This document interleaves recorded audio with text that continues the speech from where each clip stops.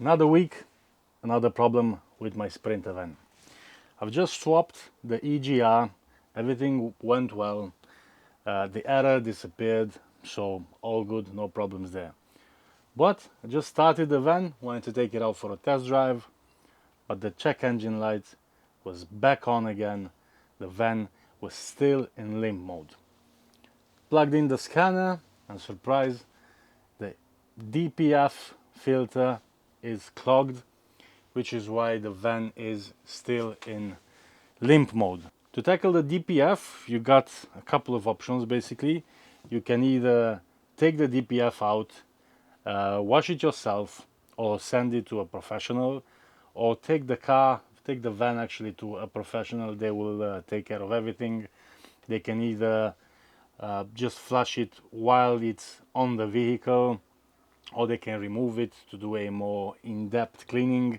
But what I've just said basically just costs anywhere between 200 and 400 pounds, depends on probably the quality or what you want to do, if you want to take it off or not. So I came up with a solution, hopefully that will solve my problem.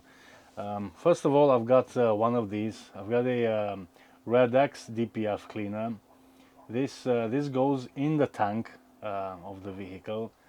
So I'm gonna try and put one of these. I've got 3/4 of the tank right now, and I've also got this DPF flushing liquid wash from VTech. A lot of great reviews on these. So basically what you have to do is unscrew the sensor right on the top half of the DPF.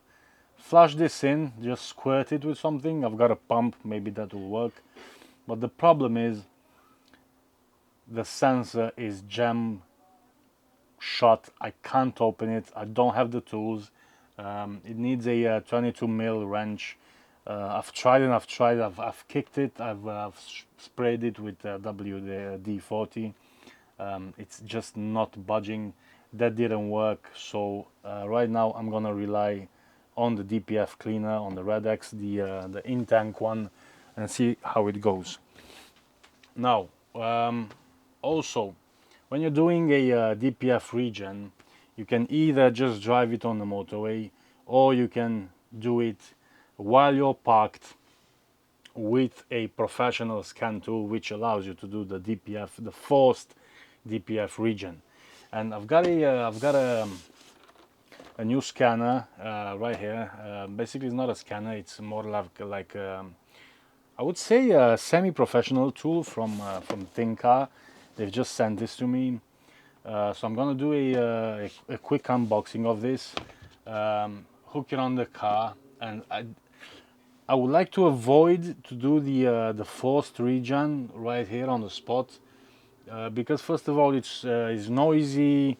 There can be a lot of smoke maybe, or I don't know. I would just like to avoid that. I'm gonna drive it on the motorway first, and if that doesn't work, or maybe it will work with this while driving on a motorway, I've got no idea.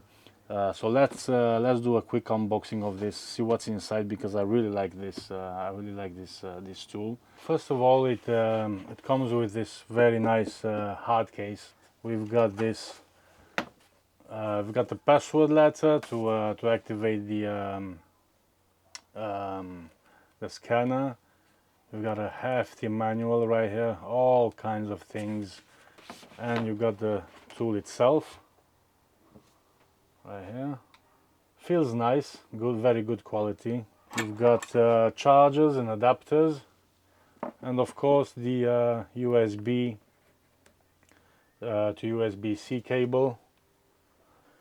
This is detachable, so this is basically the part that goes into your car. So you have a wireless connection. It is a nice and bright screen, right? And here you have either scan or BD. But first, what you have to do is you have to register it so you can unlock all its functions. Now this actually takes a bit longer than the one I've tested in the past, but it looks to me that it's doing a more complex scan. This is the error that comes up. It's P246309. The soot content of the DPF is too high. There is a component fault. But everything in rest looks okay. I've got something command or audio. Radio antenna 1 has an open circuit. So these errors, these two, they weren't showing up on the other scanner that I've used. Right, so if we go into the maintenance and service, we've got the DPF right here. Mercedes. Switch on, it's on. Got the VIN. It's a van. Sprinter 906. Up to 2013. Right, so this is very nice actually, because we have regeneration of the DPF when driving, or we got regeneration of DPF. This will probably be the stationary one. So that's exactly what I want. What else we got? EGR. Now I thought basically that I have to relearn the DPF, but it wasn't the case. But the good thing that with this scan tool, you can actually relearn the EGR if it's necessary. So I'm just getting ready to go on the motorway. We got the car still here in limp mode. Yeah, still flashing. I've got the ThinkScan right here. We're just gonna select the DPF, and we're gonna do the Regen while driving. Okay, and we're gonna start driving. I'm gonna hand the camera to my little assistant right here. Yeah, I placed the scanner right there on the dash. Gonna go on the motorway and give it a good burn and see how it goes.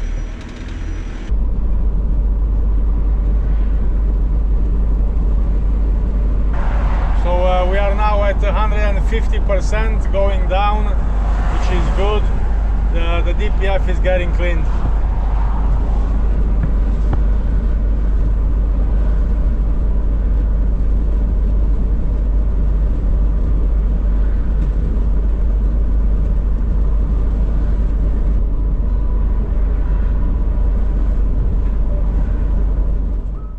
Now, usually having a blocked DPF has another cause most of the times, and unfortunately for me, I also had to change the injectors because they were faulty. I wasn't having enough fuel pressure, so after I changed the injectors, this tool allowed me to rewrite them. It's a pretty easy process to do. You just have to take a picture of each injector and then put that code into the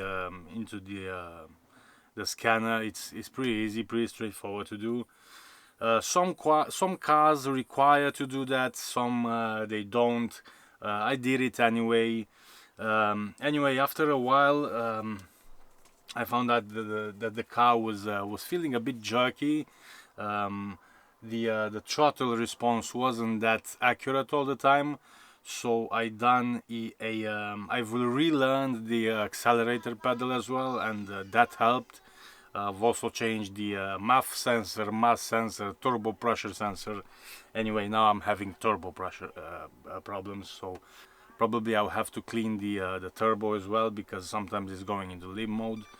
But definitely in this couple of 2, 3 or 4 weeks since I'm testing this scanner, it did really helped a lot.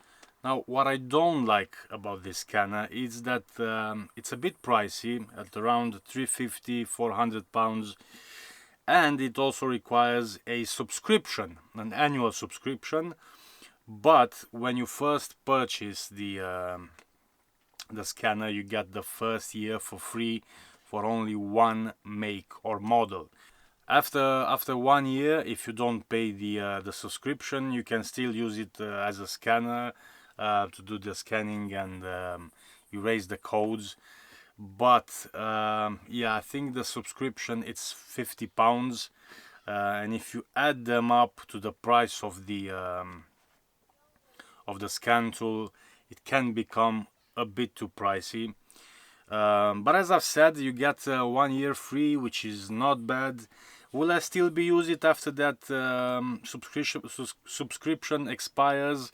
I'm not sure, because I hope that I won't have any problems. But if the problems persist, or I will have many other problems, I will probably pay for the subscription, because it helped a lot. Now, if that's too much for you, you can you have other choices as well. I have this very simple OBD2 scanner from KINGBOLEN. It's really easy to use, really nice, really small. This is maybe like I don't know, 20-30 pounds, really cheap, really handy. You just plug it in, you find out what's the problem, you erase the code, or you know what's that about, and pretty much it. Very easy, very simple, very small. Of course, it's not complex. You can't do a lot of things comparing it to this one, but pretty much it depends what you're gonna use it for.